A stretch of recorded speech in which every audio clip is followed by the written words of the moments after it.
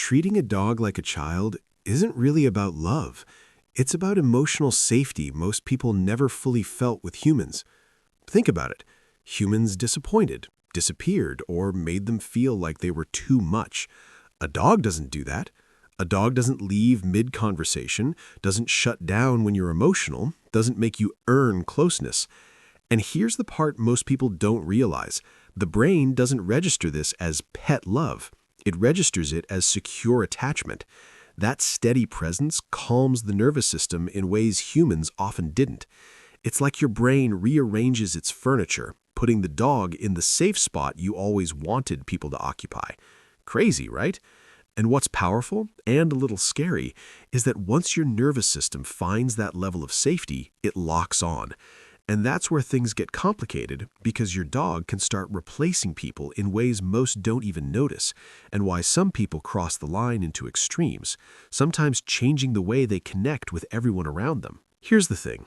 People often treat their dogs like kids because dogs are steady and reliable. Humans? Not so much.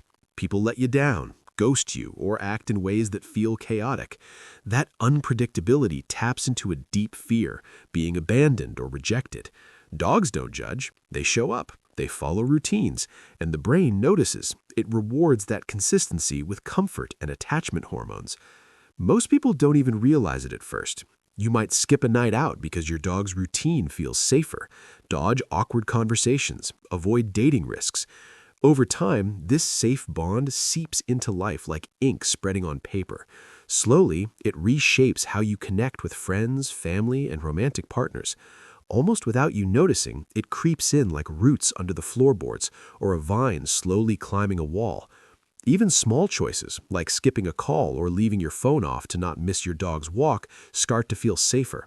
And it raises the question, how far can this really go, and what might it cost you? Ever wonder why some people throw birthday parties for their dogs or insist they sleep in the bed every night? Humans can disappoint, ghost you, or act in ways that feel chaotic. Dogs, they're steady. They show up. They don't judge. For some, this predictability scratches an itch the brain has been craving for years: control, safety, and unconditional acceptance. People start treating their dog like a literal child. Fancy routines, little rooms, expensive gifts. Some skip work, rearrange their home, even miss a friend's milestone, all to keep the dog happy. One might buy multiple gifts to avoid disappointment. It's like building a tiny, safe bubble around yourself.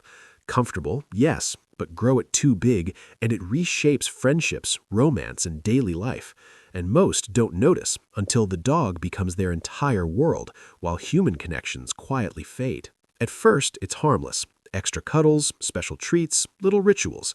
But for some, attachment escalates into full-blown obsession. You start organizing your life around the dog. Vacations are planned with the dog in mind. Work trips become stressful logistics. Even minor social obligations feel threatening. The brain's reward system reinforces this behavior. Dopamine spikes every time your dog is content, reinforcing routines that edge out human interaction.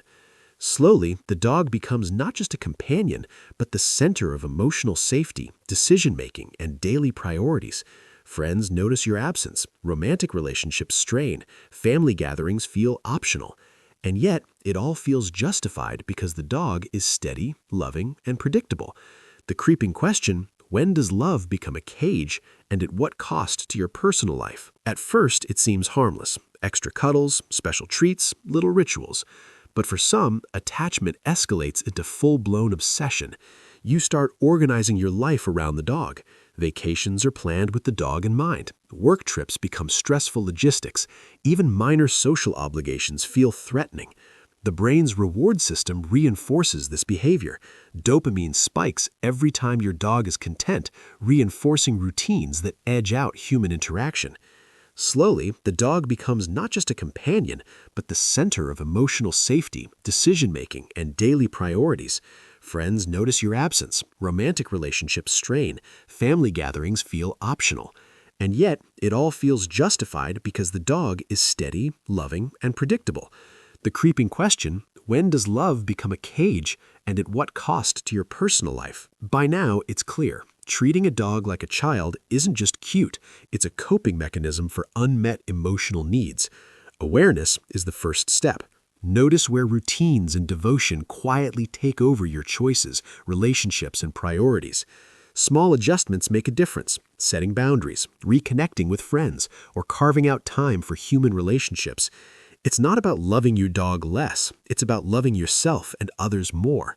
Reflect, which habits feed your brain's craving for predictability and which are actually limiting your life? The goal isn't guilt, it's insight. Recognize patterns, celebrate small shifts, restore balance.